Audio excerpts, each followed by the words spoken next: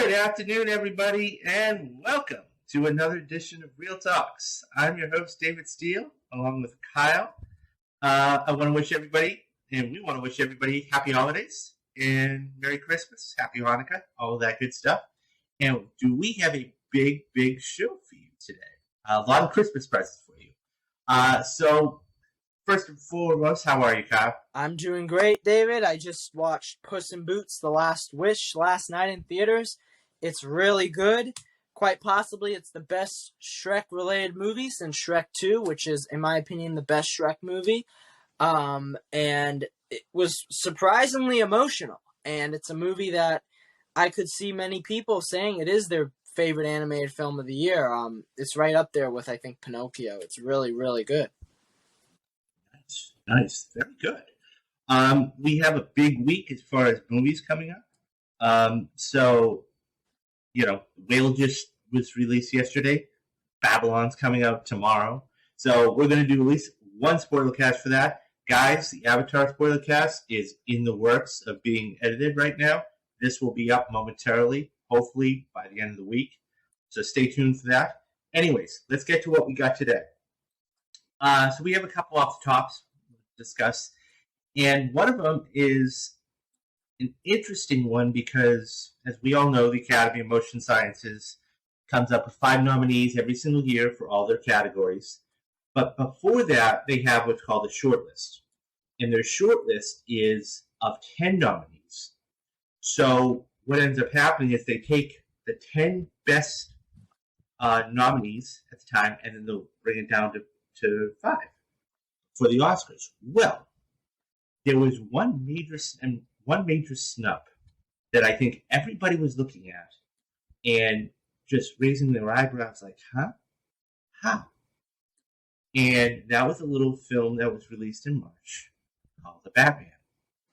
While the film was fantastic, while the film made a whole boatload of money and they were after printing it for it, a lot of people, including myself, believed that the composer, Michael Giordano, was going to get an Oscar nomination. Well, it turns out that he was snubbed, and he was left off the Best Original Score shortlist.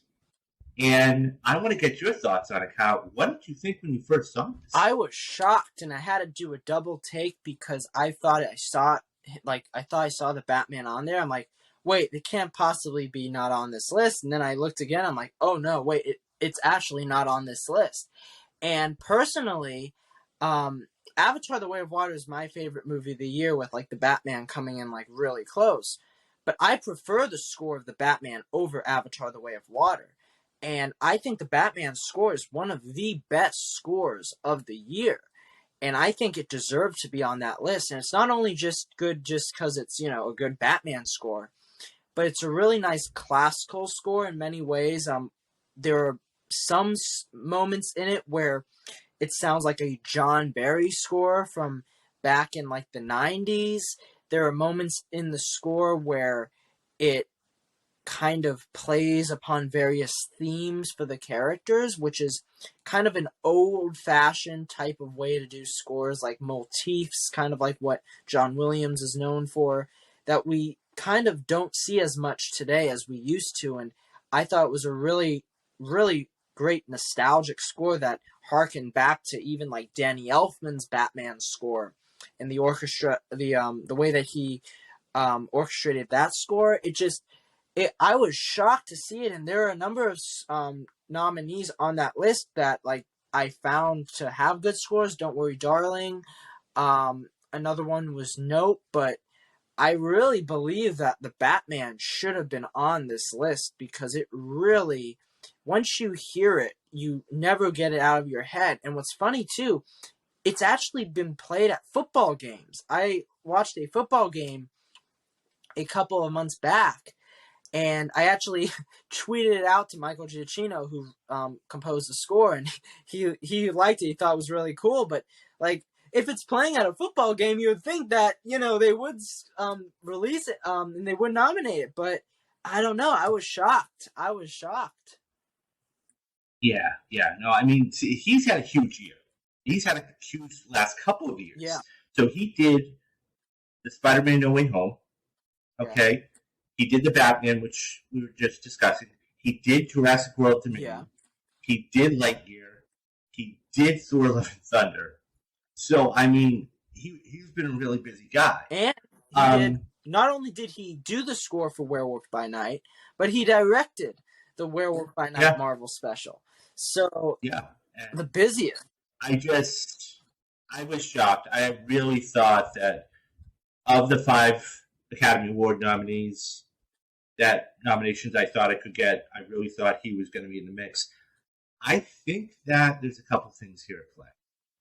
Number one, I think the movie was released so early in the year, in March, that people just forgot about it. Because if you look at a lot of them, I mean, you've got probably Babylon, you've got Avatar: The Way of Water, you've got all of these, Wakanda Forever. So it's more of the recency effect. This is what's been in people's mind for the last 6 weeks. We want to get those in. Number two, I hate to say it, it's a superhero movie. At the end of the day, even though it's a detective story and it's a different, thing, it's the Batman. Which leads me to another question. If this didn't get a nomination or part of the shortlist, and by the way, even if it was part of the shortlist, there's no guarantees they would have gotten an Oscar nomination. But now that this what didn't make the shortlist, do you believe other categories, such as cinematography, maybe a screenplay, possibly a picture, do you think they get snubbed from this? Well, to be clear, what's interesting about this, the Batman did get on some other shortlists that were released. One of them being visual effects, another one being sound, and the other one being makeup and hairstyling. So the Batman, it does not look like the Batman will be snubbed of all the awards this year at the Oscars, because I guarantee it's going to get the makeup and hairstyling nomination, if not the win. And we're going to see it get nominated for a number of awards. And David, I don't think, when it comes to the other awards, I can see why it wouldn't get nominated for, a screenplay. I can see why it might not get nominated for even picture, despite me thinking it should be nominated for those. It just, if you look at the awards circuit right now, and you do bring up, I think, the recency bias, where you don't know if, because it released in March, does it have a chance. I will say to that, though, there is a little movie called Everything Everywhere All at Once that is getting all these awards, and that also came out the same month as the Batman. So I don't believe that recency bias really exists. I also think that it might also be, the comic book movie point you made, Wakanda Forever is also nominated, and Wakanda Forever got the score nom. So maybe it's we don't want 2 comic book movies nominated. I don't know, but yeah. I think if I had I think it is eligible. I believe the Riddler's theme does use variations of Ave Maria, but I don't know if that would deter it from being eligible. I don't know why it was taken. The only thing I can see is maybe they listened to the score of the Batman and they thought to themselves, this doesn't sound like anything we haven't heard before. And there is an element to be had if you're looking at the nominees. Even Don't Worry Darling, where Don't Worry Darling's score is very unique. It's a bunch of women, actually, I think, chanting or trying to breathe, actually. And it's a bit of a different type of score, and that's kind of what the Academy likes.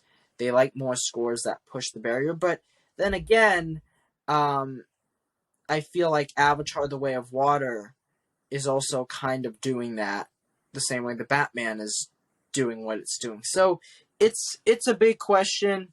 We'll see.